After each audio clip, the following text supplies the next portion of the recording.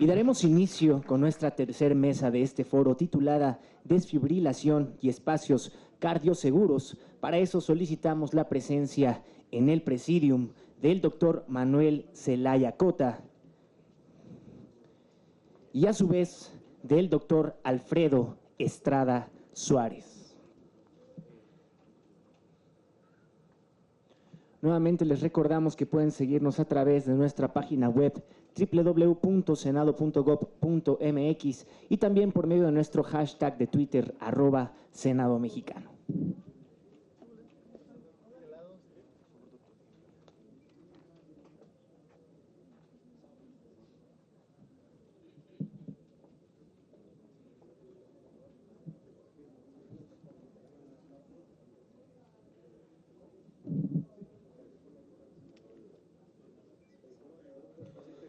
Bien, señoras y señores, el Senado de la República agradece su presencia dentro de nuestro foro y daremos paso con nuestra mesa número 3, titulada Desfibrilación y espacios cardioseguros. Para esto daremos inicio con el doctor Manuel Zelaya Cota. Él nos acompaña de la Sociedad Mexicana de Electrofisiología y Estimulación Cardíaca.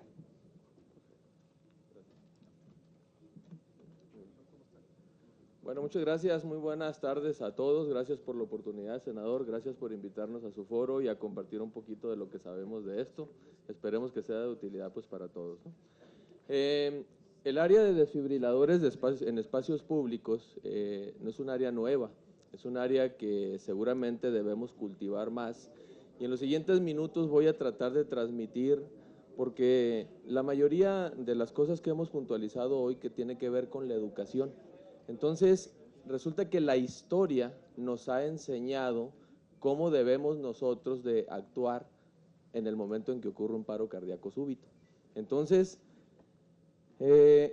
no voy a meter muchos con nombres porque luego pues me van a regañar si digo alguna palabra que no debo, pero resulta que en el mundo la literatura le ha llamado desfibriladores en espacios públicos. La comunidad española, desde el año 2000 y posteriormente se unió Latinoamérica, le ha llamado, como está ahí en la diapositiva. Y en realidad se trata nada más de que todos los espacios donde nosotros vivimos día a día estemos preparados para actuar en un paro cardíaco súbito. Y tenemos que tener el entrenamiento en reanimación cardiopulmonar y tenemos que tener desfibriladores en cada uno de esos lugares. La descarga eléctrica por un desfibrilador ya está totalmente probado que funciona y sobre todo pues va enfocada cuando el paciente presenta fibrilación ventricular. La cadena de supervivencia se ha comentado mucho en esta mañana, entonces, ¿qué quiere decir?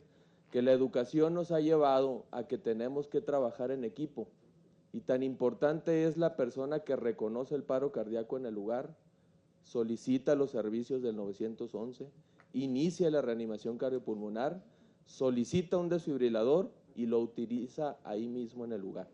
Entonces, eso nos ha llevado en conocimientos y ya lo mencionamos hace un momento. El 80% de los paros cardíacos suceden en nuestra casa. Pero hay una característica muy importante. Yo tengo 50% de probabilidades de que haya una persona conmigo en un evento de un paro cardíaco en mi casa. Si yo hago un paro cardíaco en mi casa y no hay absolutamente nadie conmigo, seguramente mi posibilidad de sobrevivir es muy baja.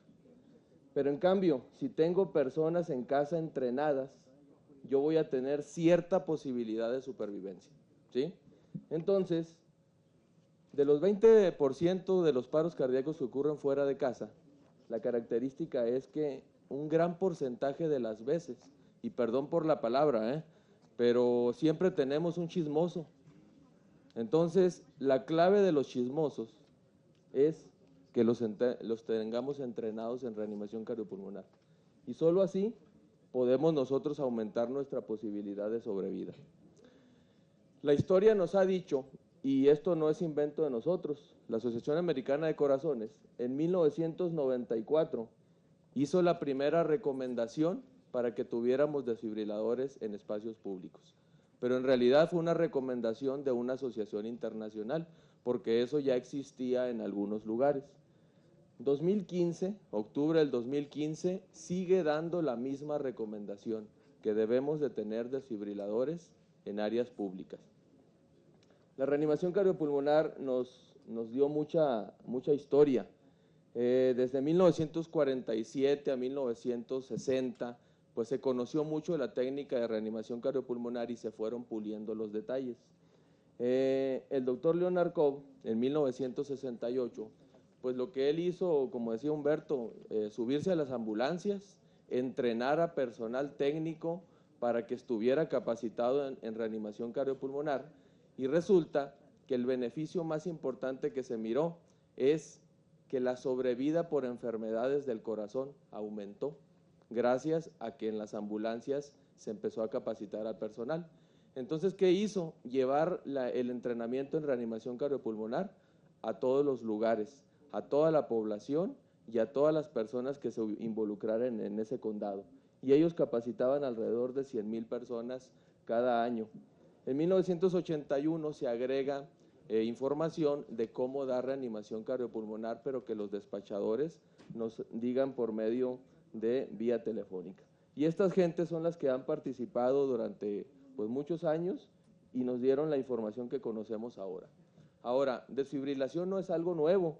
Desde 1899 se salen los primeros lineamientos para hablar de que una descarga eléctrica puede ayudar a resolver problemas eléctricos del corazón. Sol hizo la primera descripción de desfibrilación en 1956 y el doctor Patrick lo que hizo es incorporar estos desfibriladores a servicios de ambulancias o sistema prehospitalario.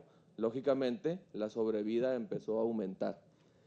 No teníamos la tecnología hasta 1979 de que un sistema electrónico pudiera detectar de forma automática, allá en el lugar donde está sucediendo el problema, pues un evento de fibrilación ventricular. Por eso es que a partir de 1979 y específicamente 1984 es cuando empieza a aumentar la información para tener desfibriladores de acceso público. De tal manera que actualmente pues se recomiendan en casinos, en aerolíneas, todo lo que son aeropuertos, central de camiones, trenes, gimnasios, estadios, albercas, centros comerciales, lugares donde se practique deporte. Japón lo tiene hasta en máquinas de refrescos.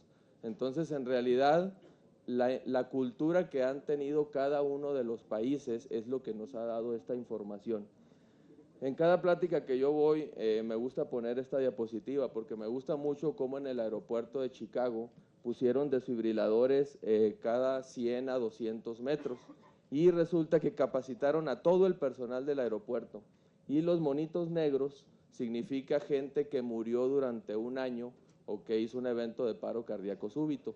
Fueron 21 personas en un año. De esas 21 personas, uno era un paciente psiquiátrico y el desfibrilador jamás le dio descarga porque no tenía fibrilación ventricular. Y de los 20 restantes, 19 lograron llegar a un hospital para que recibieran atención médica. Entonces, quiere decir que desfibriladores de acceso público está demostrado que aumenta la sobrevida, pero lo que depende es la organización que tengamos en cada una de nuestras localidades. Desfibriladores en las escuelas no es algo nuevo, eso lo inició Alabama en 1984 en Estados Unidos, porque aunque la mortalidad de niños es muy baja por cuestiones que la mayoría tienen enfermedades eléctricas primarias del corazón o miocardiopatías, pues resulta que el impacto que genera la muerte de un niño para la sociedad, eso es devastador. Entonces, ¿qué se hicieron? Pues programas de entrenamiento en reanimación cardiopulmonar en las escuelas, y desde 1984 se ha propuesto esto. Actualmente hay 35 estados en Estados Unidos. Para nosotros, pues estamos muy cerca de Arizona, ese fue el estado número 32, y recientemente, un par de semanas, California fue el estado número 35. Y el objetivo es que todos estos lugares tengan su legislación para que en la secundaria se lleve un entrenamiento en reanimación cardiopulmonar y uso de desfibrilador automático externo como requisito de graduación. Entonces, la experiencia de otros países pues nos ha llevado a que esta información nos vaya alcanzando. Quiere decir que hablar de desfibriladores de acceso público solamente somos parte de una cadena de supervivencia que pues la sobrevida va a ir mejorando conforme nosotros vayamos implementando nuestras estrategias. Las recomendaciones nos dicen que nosotros debemos aumentar la sobrevida del lugar donde vivimos. Lógicamente, ¿quién va a educar a mi hija? Yo.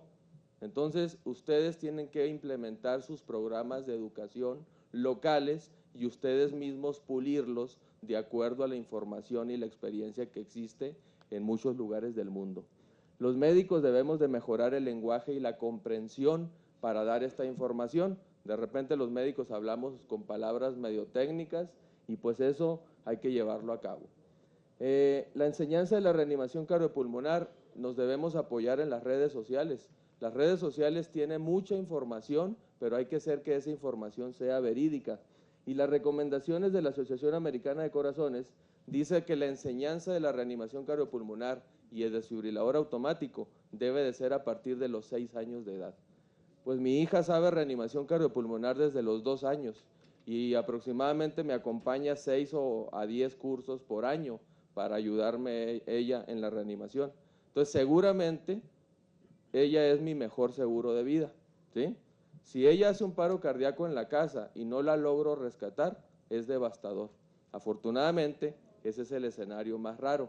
Quiere decir que es más probable que yo haga paro cardíaco súbito y que pues ella me pueda rescatar. Afortunadamente, más de 500 niños capacitamos por año en la ciudad donde estoy y hemos tenido muy buenos resultados porque ya los niños saben qué es un desfibrilador y trataremos de que no nos los vayan a grafitear. Bueno, la experiencia viene lógicamente de países muy desarrollados.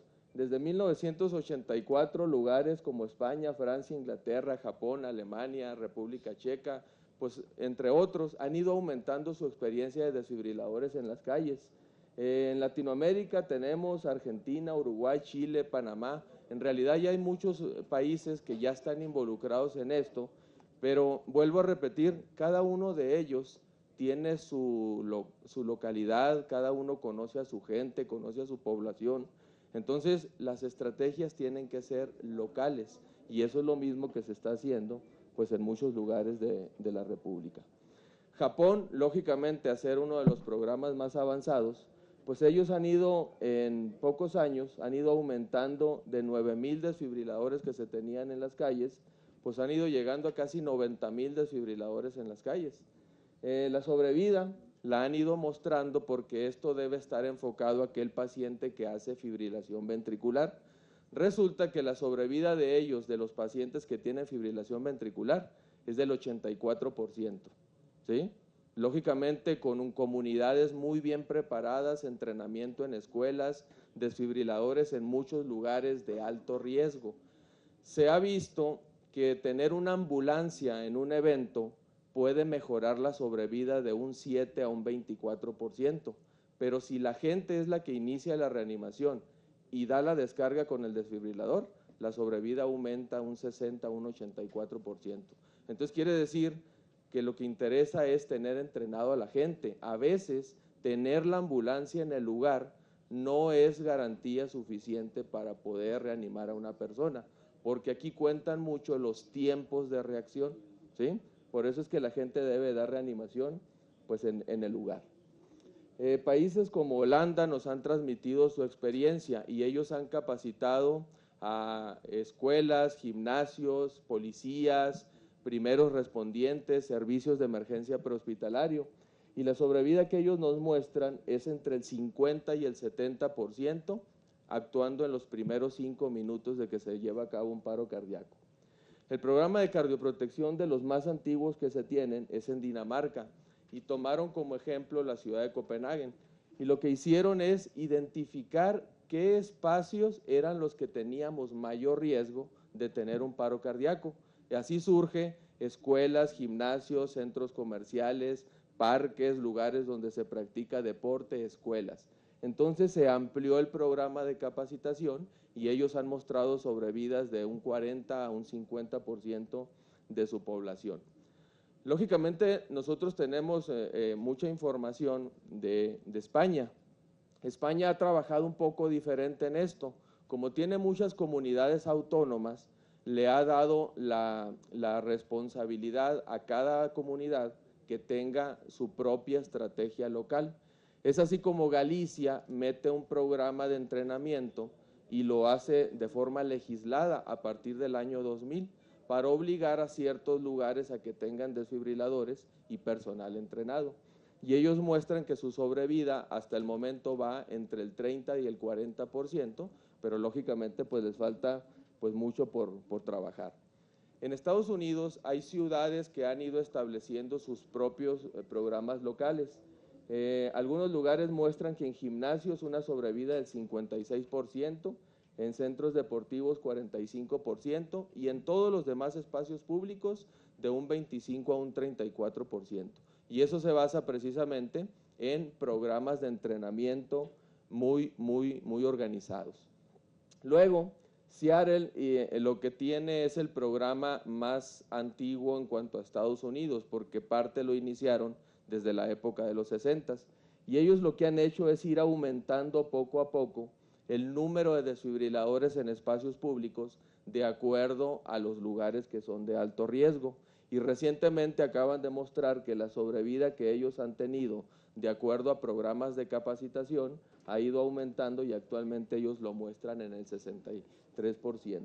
Entonces, en realidad, esto son tener programas de educación local, o sea, que no implica solamente tener los desfibriladores en los espacios públicos, sino que tenemos que tener la estrategia. En Latinoamérica, Argentina fue de los primeros que inició esto en 2009. Ellos hablan de alrededor de 50,000 personas que hacen paro cardíaco cada año, pero ellos lanzaron una estrategia de legislación en 2009, donde tienen precisamente un programa nacional que trata de llevar la reanimación cardiopulmonar y desfibrilación precoz a sus habitantes. Y lógicamente establecido pues en varios artículos. No tenemos información de cómo ha aumentado la sobrevida. Esto ha iniciado en 2009, pero seguramente la sobrevida debe de ir en aumento. ¿Qué tenemos en México? En México inició un proyecto en San Miguel de Allende, que de las cosas interesantes de este proyecto es que son de las primicias para llevar información de capacitación a toda la población. Ellos colocaron desfibriladores en sitios estratégicos, pero lo más importante era la capacitación del personal. Y recientemente ellos han publicado que la gente de San Miguel de Allende tiene una conducta diferente ante el paro cardíaco.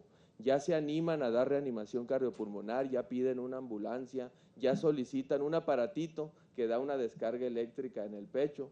Entonces, de alguna manera, se ha incidido mucho en la educación. Hay muchos proyectos aislados en toda la República Mexicana. Algunos estados que me encontré en medios informativos que seguramente que están trabajando en espacios públicos con desfibriladores, pero son proyectos aislados y lo que tenemos que hacer es sumar esfuerzos y transmitir la experiencia que tenemos en cada uno de nuestros lugares.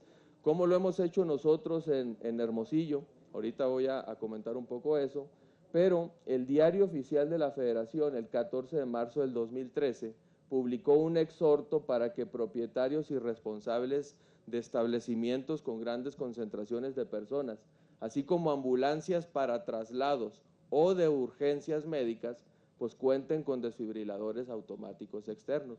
Lógicamente, esto pues es una invitación que se hace. Tenemos que trabajar más en legislación y en regulación. ¿Qué hicimos nosotros? Nosotros tratamos de plantear por medio de una asociación civil que nos dedicamos a medidas de prevención de muerte súbita, pues tratar de hacer una propuesta de una ley en el estado de Sonora que precisamente vaya involucrado a tener entrenamiento en reanimación cardiopulmonar y poner desfibriladores en las calles. Hay una ley también que se está analizando en Sinaloa y ayer se hizo la presentación en el Congreso local en Chiapas, precisamente también de una ley parecida. Entonces tenemos que trabajar en que nuestras localidades tenga precisamente este tipo de regulaciones. Nosotros lo hemos hecho a través de una asociación civil que formamos que se llama Tu Corazón Nos Une, quienes nos han apoyado familiares de pacientes que han hecho muerte súbita, los mismos pacientes se han involucrado, médicos, enfermeras, paramédicos y gente de la población civil. Lo importante de esto es que nosotros tenemos que llevar esta información de que necesitamos desfibriladores en espacios públicos. Por lo tanto, ya pusimos en estadios municipales, en escuelas, en gimnasios, en centros comerciales, en edificios legislativos, lo llevamos también a lo que son consultorios médicos de la Secretaría de Salud. CRIT Sonora tiene 3 desfibriladores, estamos metiendo en hoteles y espero pronto tener el primer restaurante ahí en Hermosillo. Entonces, en realidad es llevar la información, pero la clave de esto es que cada uno tome las riendas de su localidad. Esto requiere líderes, que son los que van a llevar que salvemos a las personas de nuestra localidad. Y por lo menos en Hermosillo, alguien alguna vez me dijo que no lo intentara porque eso era muy difícil, ¿sí? Bueno, pues llevamos más de 50 desfibriladores en Hermosillo. ¿Quién dijo que no se podía? Y sobre todo lo mejor, los pacientitos niños que tengo rescatados de muerte súbita, todos los días me alientan más a seguir trabajando en esto. Entonces, los invito a que se unan al proyecto y esto es algo que debe de ser nacional y las propuestas ustedes lo tienen que iniciar desde su propia casa. Muchas gracias.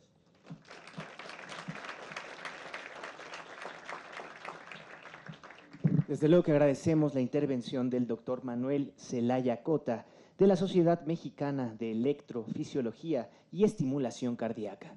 Para continuar, daremos paso a la presentación del doctor Alfredo Estrada Suárez, de Project Manager Código Infarto.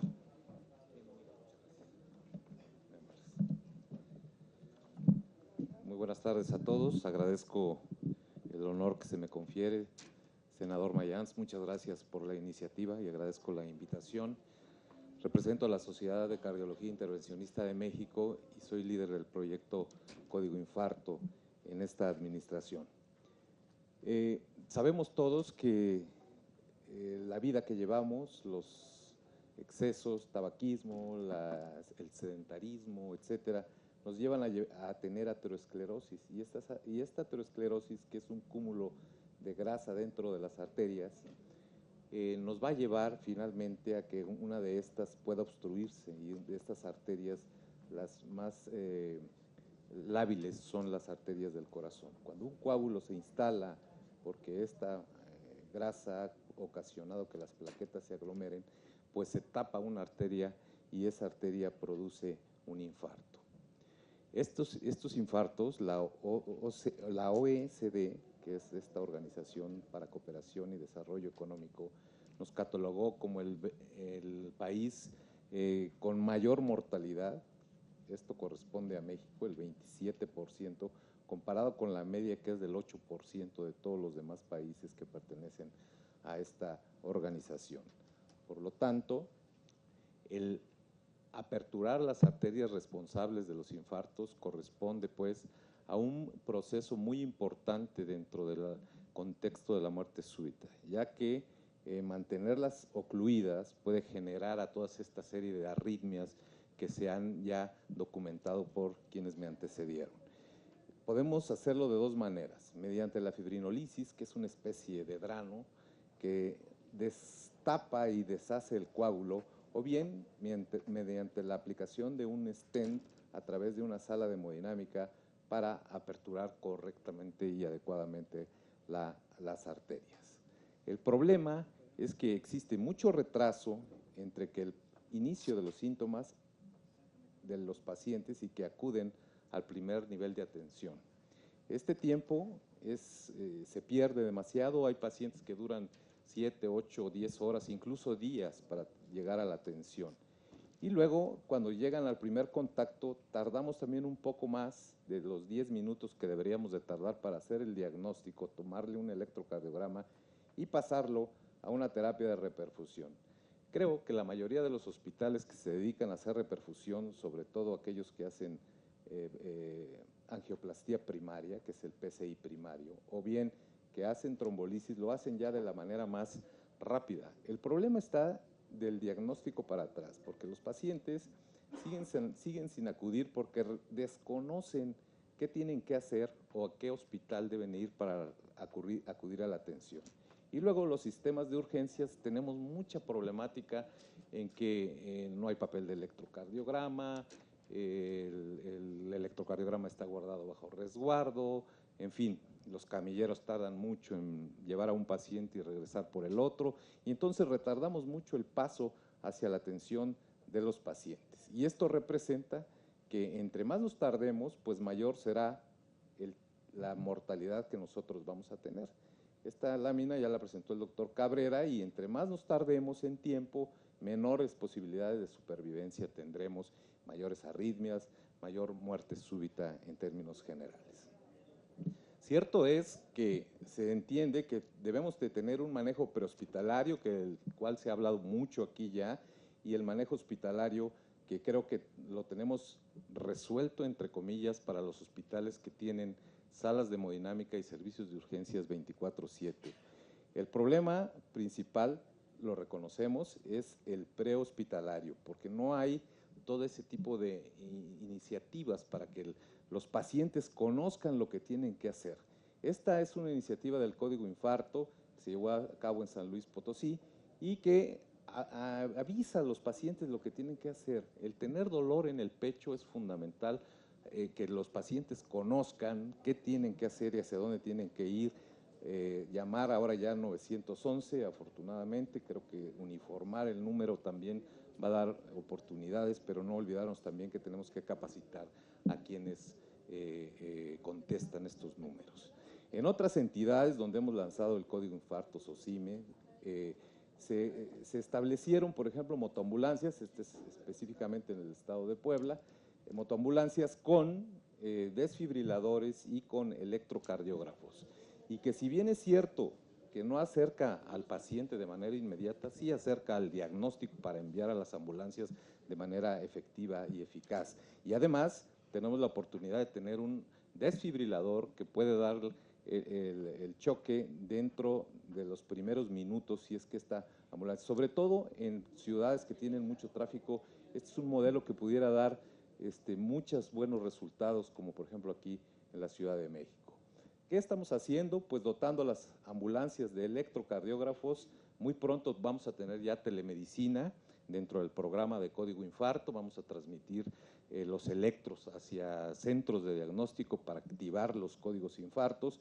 Estamos dando capacitación continua a nuestros paramédicos para que sepan lo que tienen que hacer en este contexto. ¿Qué es lo que hacemos? Pues la ambulancia toma el electrocardiograma y a través de WhatsApp, por ahora, estamos enviándonos el electrocardiograma y el cardiólogo decide hacia dónde tiene que ir según el tiempo de traslado, el tiempo de evolución del paciente, etcétera. Y eso es lo que hacemos. ¿Qué tratamos de evitar? Pues el paso innecesario por urgencias, si ya tenemos el diagnóstico, que vayan inmediatamente a sala de hemodinámica para que le puedan colocar un stent o bien para que pueda ser trombolizado.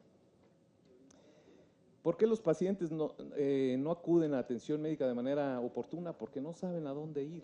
Muchas veces, y pongo esta lámina que me pareció interesante, me dice, este es mi electrocardiograma, le pregunta al médico, no, ha pasado por tantos hospitales para llegar finalmente al hospital que está entrenado y apto con una sala de hemodinámica cardíaca para la atención de este paciente. Entonces, ir a hospitales que no tienen los recursos retrasa la atención y genera muerte súbita o muerte posterior en el infarto agudo del miocardio. Entonces, existen retrasos muy importantes desde el inicio de los síntomas hasta que el tratamiento se hace efectivo, incluso dentro de los mismos servicios de urgencias, y los retardos son variables, pero se calcula que existe hasta 7 horas en promedio en México. ¿Qué pasa? Nosotros hacemos muy poca intervención coronaria comparado con nuestros iguales de Venezuela, Brasil, Argentina, etcétera. Ven ustedes, hacen hasta más de 1000 procedimientos coronarios invasivos por millón de habitantes por año. Estamos realmente muy por debajo de todo esto, y esto generalmente es porque 25% de la población no cuenta con seguridad social, es decir, no pertenece al ISSSTE, al IMSS, etcétera, y algunos de ellos tienen seguro popular, pero el seguro popular solo cubre a pacientes con infarto que sean menores de 60 años, lo que representa un universo muy pequeño y que en este contexto deberían nuestros legisladores apoyarnos para que fuera universal la atención a todos estos pacientes que necesitan de una atención en el infarto agudo del miocardio. Esto es un estudio que se hizo hace más de 10 años. Vean ustedes, los pacientes, la mitad de los pacientes que sufrían un infarto se quedaban sin reperfusión. Solamente se hacían angioplastías primarias en un 8.5% y las horas eran muchísimas. Fibrinolisis se hacía mucho más y porque era lo más accesible, porque no tenemos elementos como veremos más adelante. Hoy, después de 16 años de haber conocido este estudio, seguimos haciendo, duplicamos, pero seguimos haciendo lo mismo. Solo el 15% tiene acceso a este tipo de situaciones. Para conocimiento, esto es un infarto, está en la arteria coronaria ocluida totalmente por un coágulo que mide apenas 2 o 3 milímetros y que es la primera causa de muerte en el país. Vean ustedes, esta es la representación esquemática de la colocación de un stent. Es una malla metálica que viene montada en un balón que es como una salchicha y que una vez que se ha insuflado, pues el stent queda completamente abierto. Aquí el video ya no corrió, pero bueno, la idea es que insuflamos el balón y que dejamos que la arteria reperfunda. Esta arteria, si hubiera permanecido tapada, hubiera sido la generadora en la mayoría de los casos de arritmias y de muerte súbita en este paciente. O bien, lo que es peor y que también hago un llamado a la legislación, que este paciente, si sobrevive, quedaría con una falla cardíaca muy importante, porque es una gran parte del corazón la que se muere. Quedaría discapacitado y con readmisiones constantes a los hospitales, por lo que genera mucho más dinero que hacer una simple angioplastía primaria en estos casos.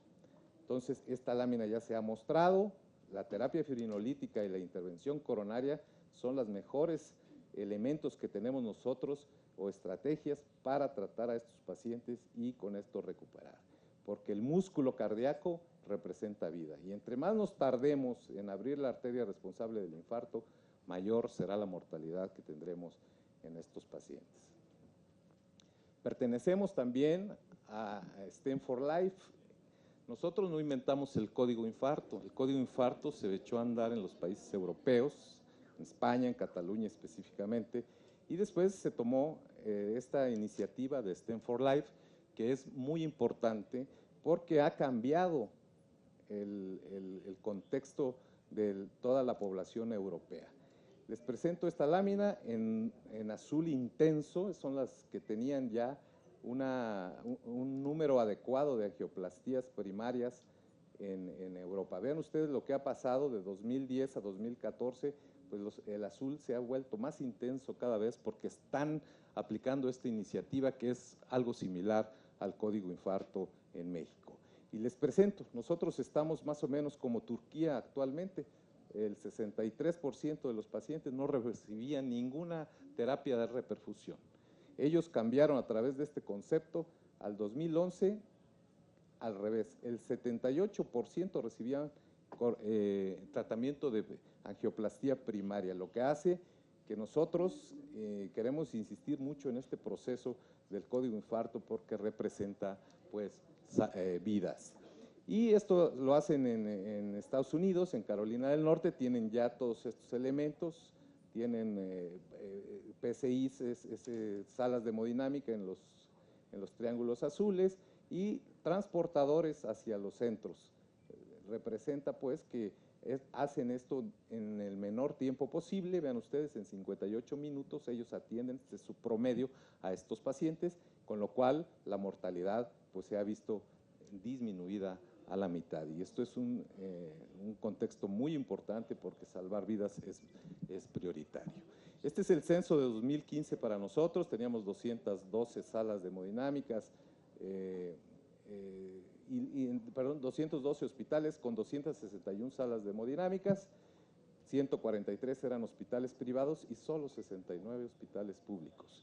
El código infarto se llevó a cabo inicialmente en Puebla, que fueron los generadores, y nosotros en Chiapas hicimos el segundo lanzamiento. Hoy día tenemos ya a todos ellos adjunto aquí a la Ciudad de México porque el Instituto Nacional de Cardiología ha lanzado código infarto con fibrinolisis y el IMSS, en el Centro Médico Nacional, han lanzado con sala de hemodinámica, y son todos estos estados los que ya están dentro del contexto en verde, 24/7, quiere decir que hay atención los 365 días del año, y estos son los próximos lanzamientos. La próxima semana estaremos en Quintana Roo para lanzar el código infarto allá en la ciudad de Cancún. Entonces, tenemos ahora alrededor de 270 laboratorios de cateterismo, y vean ustedes cómo, a pesar de que tenemos esa cantidad de laboratorios de cateterismo, tenemos solo en verde están donde existe suficiente por los millones de habitantes que tienen. Es decir, tenemos que tener 4 salas por millón de habitantes en general. Y vean ustedes cómo la mayoría en rojo en el sur. El centro tiene más de 1, pero menos de 4 por millón de habitantes en amarillo, y menos de 1 por millón de habitantes en rojo. Entonces, no hay una heterogeneidad, no hay una homogeneidad, el contexto en salud cardiovascular es heterogéneo. Vean ustedes quiénes cuentan con 24/7, 124 hospitales privados, y solamente 18 de los públicos que están enumerados aquí, y no voy a señalar por obvio del tiempo, tienen 24/7 para la atención de estos pacientes. Seguimos nosotros caminando, hemos lanzado en los estados que ya les he mencionado, tenemos embajadores en todos lados tratando de hacer su labor para tratar de abrir más códigos infarto y hacer conciencia para tratar a nuestros enfermos. También se ha desarrollado una aplicación que se llama Código Infarto. Esta aplicación, su logo, te localiza del sitio que se active y te dice cuál es el hospital más cercano que está preparado para atender a estos pacientes. Entonces, la aplicación la pueden obtener ustedes de manera gratuita. Está en cualquiera de los 2 esquemas, tanto Android como iOS, y entonces cualquiera de ellos pueden ustedes obtener la aplicación. Además, nos da instrucción de cómo es el dolor de pecho, cómo debemos de actuar y a dónde debemos de ir en general. Lo más importante de todo esto es legislar, y este es el concepto que nosotros queremos vertir aquí: unir las entidades privadas y públicas, porque entendemos que poner salas de hemodinámica también representa un contexto en derrama económica muy importante, pero podemos unir los contextos, como ya lo hizo el Seguro Popular, pero no solo para los menores de 59, sino que vayamos más allá para que todo mexicano tenga la opción de atenderse en cualquier institución, ya sea pública o privada, en este sentido. Porque esta no es una reunión científica sobre el infarto con elevación del ST. Porque cuando somos capaces de unirnos todos los médicos, intensivistas, paramédicos, técnicos, enfermeras, etcétera, para hablar sobre el manejo técnico del infarto y además ser escuchados por el Senado, esto solo es un movimiento con un objetivo fundamental. Nadie en México debería morir por un infarto. Al menos debería tener una terapia de reperfusión, ¿cuál? La que sea. A veces no tenemos trombolíticos en los hospitales. Y yo vengo de un estado, el más pobre de la República, Chiapas, donde no hay trombolíticos en los hospitales públicos de la Federación. Por lo tanto, hago un llamado aquí para que podamos modificar estas situaciones. Entonces, se requieren políticas de salud pública para la prevención de la enfermedad cardiovascular, promover cómo los pacientes deben reaccionar tanto en prensa, radio, televisión, redes sociales, etcétera, para darles un camino y una solución. Salas de hemodinámica cardíaca para la realización de procedimientos coronarios invasivos, específicamente angioplastia primaria para reducir esta alta mortalidad que nos azota. Activar y definir un protocolo universal de atención del infarto y que los pacientes con infarto puedan ser atendidos en cualquier institución, sea gubernamental o privada, independientemente de su derecho a biencia, concentrando los recursos en un fondo nacional especial para este fin. Yo no sé por qué, si yo soy derechohabiente del IMSS y me infarto frente a un hospital privado, tengan que trasladarme 2 horas después de tráfico, etcétera, a un hospital, pierdo 2 horas, y por cada media hora que nosotros perdemos, aumentamos la mortalidad un 7%. Por lo tanto, podríamos ser atendidos en el lugar del evento y que el Estado pudiera cubrir, o bien el IMSS pudiera ser el mecanismo para pagar, etcétera, en fin. La idea es que sean atendidos de manera eficaz y oportuna todos los mexicanos. Muchísimas gracias.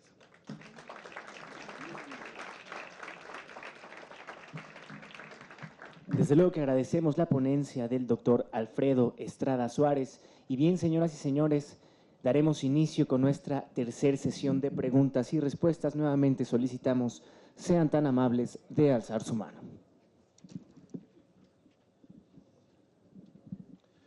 Muy buenas tardes. Yo soy el doctor Cardosa, Francisco Cardosa de Durango, y soy el tesorero de SOCIME. Felicitar a nuestros ponentes, la verdad es excelentes charlas y abren un poco más el panorama de lo que se está haciendo en nuestro país. Bueno, esta pregunta sería para nuestro senador. Afortunadamente, bueno, él mencionó algo en su presentación que es médico. Y mi pregunta iría a él en el hecho de que, como lo dijo el doctor Estrada, él comanda o está a cargo de la delegación por parte de cardiología en Chiapas, un estado muy pobre. Nosotros, o yo que vengo de Durango, que es el cuarto estado más grande de la República, donde tenemos un hospital de alta especialidad, el cual nunca se ha integrado al sistema de salud por varias cuestiones. ¿Qué harían ustedes como legisladores para que efectivamente este problema de salud pública pudiera concretarse a la brevedad, ya que no se concibe que un paciente que tiene un infarto, supongamos en el ISSSTE o en el Seguro Social ahí en la ciudad, sea trasladado después de 7 días o de 6 días hasta la Ciudad de México, donde el ISSSTE cuenta con un hospital de tercer nivel, habiendo en la capital, a escasos 3 kilómetros, una sala de hemodinamia, cardiólogos ampliamente certificados que pueden atender a nuestros pacientes y, como se dijo en las charlas anteriores, disminuir el número de incapacidades a nuestros derechohabientes, el número de desintegración familiar, ya que estos pacientes quedan con una marcada complicación de acuerdo a su vida laboral y que su clase funcional pues ya no va a ser la más adecuada. Lo felicito yo, senador, por tener esta iniciativa y tener en cuenta estas dos grandes sociedades que están trabajando en pro de una enfermedad de salud pública. Pero ojalá y esto no quede aquí nada más o en otro foro, sino que efectivamente se lleve a cabo y que realmente salve la vida de nuestros pacientes. Yo llevé Código Infarto a Durango, Seguro Popular, el esquema de Seguro Popular a Durango fue muy criticado porque nos decían, es que nos van a quitar el trabajo privado. La verdad es que no. Ha habido mucha atención muy favorable y ahora lo que esperamos es que antes de terminar nuestra gestión, junto con el doctor Cabrera, cubrir el mayor número de estados de nuestro país con este tipo de atención primaria. Entonces, mi pregunta sería más que nada para usted, senador. Bueno, diste todo un contexto de cómo están allá en Durango, pero mira, efectivamente lo ideal sería unificar nuestros sistemas de salud, poderlo eficientar. Creo que por ahí hay algún esfuerzo que se está haciendo nacional. Sin embargo, también entiendo que estamos sufriendo un desmantelamiento de los servicios públicos de salud. El recurso el año pasado, como ustedes saben, había una disminución de 2.000 millones de pesos en el presupuesto de salud. Hablamos en ese entonces con la doctora Mercedes Juan y al final de cuentas quedó en 400.000. Para este año estamos en la misma dinámica, ahora nada más que el golpe es más fuerte, estamos hablando de 12.000 millones de pesos al sistema de salud.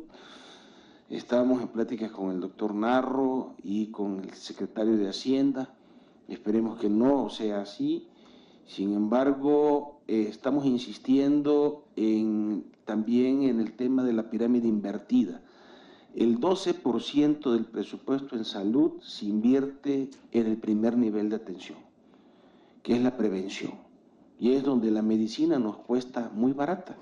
El 80% de los problemas de salud pública se deberían de atender en el primer nivel de atención.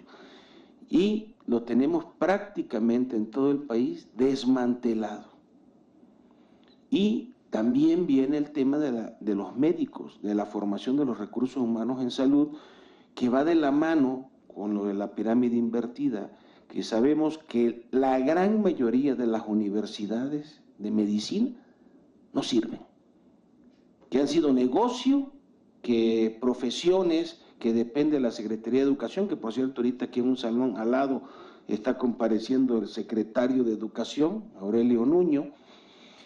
Profesiones es la que hace los negocios dando las licencias, nada más falta que le den licencia a Mancera para que haya una escuela de medicina en el metro, es lo que nos falta. Y entonces no tenemos gente bien formada, capacitada, y todo esto nos conlleva a que el sistema de salud esté totalmente dividido y diversificado. El seguro popular, para mí, yo se lo digo, no funciona, ni es popular ni es seguro, entonces tenemos un problema grave ahí. Todos los días estamos insistiendo desde el Senado, desde mi participación con otros compañeros, en los temas estos. Pero se requiere un golpe de timón para poder dar este cambio. El doctor Narro lo entiende muy bien, he estado hace apenas una semana, 5 horas platicando con él, ahí en su oficina, él y yo, y lo entiende perfectamente bien. Nada más que se necesita dar el golpe de timón, porque tenemos la infraestructura en nuestro país, tenemos los mejores médicos del mundo, están en México. Nosotros somos muy clínicos. En Estados Unidos nos tienen que tener la resonancia magnética para diagnosticar. Y acuérdense, la medicina francesa decía, deja que el médico hable, del enfermo hable y te va a decir qué tiene. Y así estamos. Pero estamos en eso, doctor. Estamos insistiendo y bueno, esto lo dije al inicio, vamos a echarlo para adelante, para la capacitación, para tener los desfibriladores, para esta cultura, ¿no?, de la gente, que también ya no mata el infarto, ahora mata la pobreza, la desnutrición. Tenemos esos problemas en el país. O sea, el país está yendo a una situación muy compleja en todos los ámbitos y la medicina no es la excepción. Pero sí podemos tomar decisiones, que es lo que tenemos que hacer los mexicanos. ¿Sí? Gracias. No sé si así le contesté y seguimos adelante. Muchas gracias, senador. Continuamos con esta sesión de preguntas y respuestas. Ok, buenas tardes. Soy Luis Carlos Becerra, vicepresidente de Asuntos Externos de la Sociedad de Estudiantes de Medicina de la Universidad Autónoma de Chihuahua. Y mi pregunta va enfocada hacia el doctor Manuel Zelaya. Mi pregunta va con respecto a la impartición de cursos a niños en edades pues, muy pequeñas con respecto al RCP, y quisiera saber qué tanto beneficio tiene impartir este tipo de cursos, invertir recurso tanto económico como recurso humano al impartir este tipo de cursos a niños, debido a que muchas veces pues, pueden carecer tanto de la madurez, tanto física como emocional, a la hora de presentarse algún tipo de situación como esta, y qué tanto se ha visto el beneficio, o si hay evidencia en la cual nos diga que pues sí si es factible, se puede decir, impartir todo este tipo de cursos pues a niños o a personas incluso pues fuera del ámbito de la salud. Bueno, muy interesante la pregunta. Esa pregunta me la hice yo en 2013, cuando en una plática de amigos se nos ocurrió empezar a dar reanimación cardiopulmonar a niños. Lógicamente dije, bueno, ¿qué tenemos en el mundo? ¿Qué evidencia tenemos? Y resulta que Noruega inició eso en 1960 y se agregó en la época de los 70s y 80s España, Francia, bueno, primero Francia e Italia, y España se agregó a partir del año 2000. Entonces hay mucha experiencia en cuanto al entrenamiento en niños. Los puntos claves: está recomendado a partir de los 6 años de edad. La fuerza física para poder dar un RCP de alta calidad es a partir de los 10 a 12 años de edad. Pero se ha visto que si tú modificas la conducta de esos niños desde edades muy tempranas, cuando ellos adquieran la madurez física, ellos van a tomar acciones de llamar a una ambulancia, iniciar reanimación cardiopulmonar, utilizar un desfibrilador a tiempo y, lógicamente, cuidar los desfibriladores que se tienen en las calles, ¿sí? Entonces, claro que ha tenido el impacto, pero sobre todo en lo que son programas de educación. De la experiencia que yo tengo en niños, que son alrededor de 500 niños por año que capacitamos, hay 2 niños que en su escuela han dado maniobra de desobstrucción de la vía aérea, y hay un niño, una niña que a su hermanito, ella le dio desobstrucción de la vía aérea y le sacó un juguete que tenía en la boca. Entonces hay que incidir, pero en la educación.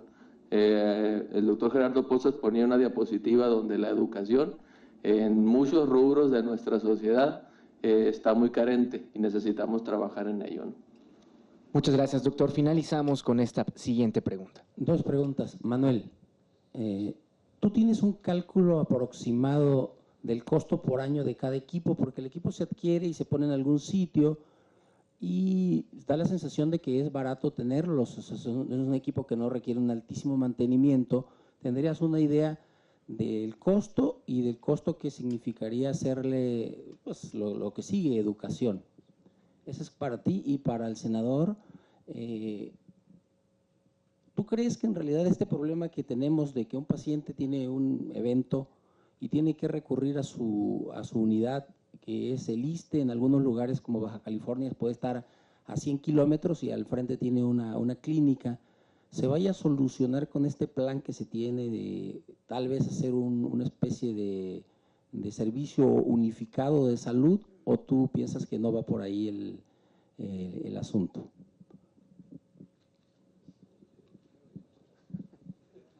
Bueno, te cuento. Sí, doctor, mire, creo que tú eres de Tabasco. ¿Fuiste residente ahí en el Juan Grande? Eso es. Yo decía, yo esa cara la conozco. Es mi compañera de internado. No, mira, yo creo que sí hay que, en un país pobre como México, tenemos que eficientar la infraestructura en salud. Lo que tú dices, una gente se infarta y no es derechohabiente del IMSS, que lo tiene enfrente y tiene que ir 7 kilómetros al ISSSTE. De eso habla el tema de la palabra muy bonita de universalización de los servicios de salud. Pero aquí, como lo sabemos, es un tema que lleva jiribilla, así le decimos allá, ¿no? Entonces, ¿por qué? Porque están encima los servicios privados. Las instituciones privadas quieren los recursos del Estado, del Seguro Popular, y luego las aseguradoras también están atrás. Entonces, eso da mala espina. Entonces se está yendo el sistema, como lo estamos viendo acá, a una privatización de los servicios de salud que no se da. No hay ninguna ley ahorita, ninguna iniciativa que diga que se va a privatizar, pero estamos en eso, cuando el pueblo de México cada día está más pobre. Entonces tenemos que reforzar la salud pública. Y entonces lo que decía de la pirámide es de que el primer nivel de atención donde se debe de atender estas cosas. Yo ayer oía un director de un instituto que dice, vamos a hacer 200,000 trasplantes. Oye, qué bonito. Pero yo prefiriera que los pacientes diabéticos, hipertensos, que no llegaran a la insuficiencia renal o al trasplante. O sea, hay que prevenirlo, ¿sí? Por eso es la visión de quienes dirigen los institutos o los hospitales, que deben de ser médicos. Yo metí una iniciativa, aquí está guardando el sueño de los justos, de cuáles son las características que debe tener el director del IMSS, por ejemplo, el director del ISSSTE, el director de un hospital, porque no es la misma visión, ¿eh? Para ellos el gasto es ese gasto en salud y no es inversión. Y para usted y para mí, los que somos médicos, es una inversión. Salud es una inversión. Un pueblo sano es un pueblo que va avanzando. Un pueblo enfermo, como tenemos ahora, México, primer lugar en obesidad y primer lugar en tantas cosas. Entonces ya somos un pueblo enfermo. Y eso la gente lo sabe, porque decía a un ponente, oye, es que pues aquí los legisladores, no hombre, nos están viendo millones a través de la televisión ahorita. Ya lo van a ver, o sea, ¿sí? Entonces, yo creo que sí lo podemos lograr, pero siempre privilegiando la salud pública, doctor. Siempre privilegiando la salud pública. Bienvenido al Senado. Yo quisiera hacer una consideración en ese respecto. Es evidente, senador, que la cultura de la prevención es fundamental, y si le podemos dar la vuelta a la pirámide, como usted dice, sería extraordinario. Darle los recursos y la capacitación a las personas para prevenir, porque evitaríamos muchas cosas, muchos infartos y muchas cosas. Pero mientras eso llega, no nos olvidemos que estamos ante la primera causa de muerte, que es la cardiopatía isquémica, en el mundo y en el país. Si nosotros pudiéramos tener eso, a pesar de la jiribilla de la que usted habló ahora, si nosotros pudiéramos hacer que tanto la salud pública como la privada tuvieran un enlace, podríamos disminuir los costos de atención de manera contundente. E incluso la misma legislación podría decir, para atender a este paciente, como lo hace el Seguro Popular, aunque yo también comparto la opinión de que ni es tan seguro ni es tan popular, pero que ha salvado vidas, eso sí me consta, a través de otorgarle a los pacientes la posibilidad, aunque sea a los menores de 59 años, de 60 años, perdón, pero la posibilidad de salvarle la vida, primero, segundo, y de evitarle una discapacidad que al final de cuentas sale mucho más caro. De tal forma que si ustedes pudieran hacer un pool y decir, para atender a este paciente hay tanto, ustedes atiéndanlo. ¿Dónde viene el beneficio? En el volumen, para todos. Entonces, podría ser alguna forma de poder bajar esa condición, ¿no? Muy respetuosamente lo digo.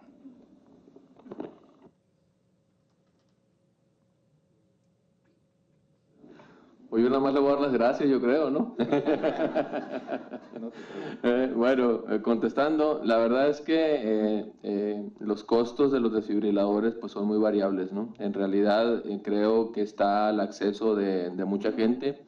Nosotros hemos involucrado pues a la iniciativa privada para que las escuelas públicas, centros comerciales, edificios gubernamentales, pues ellos obtengan sus propios equipos, y nosotros trabajar más en el programa de educación que debemos de tener a nivel local.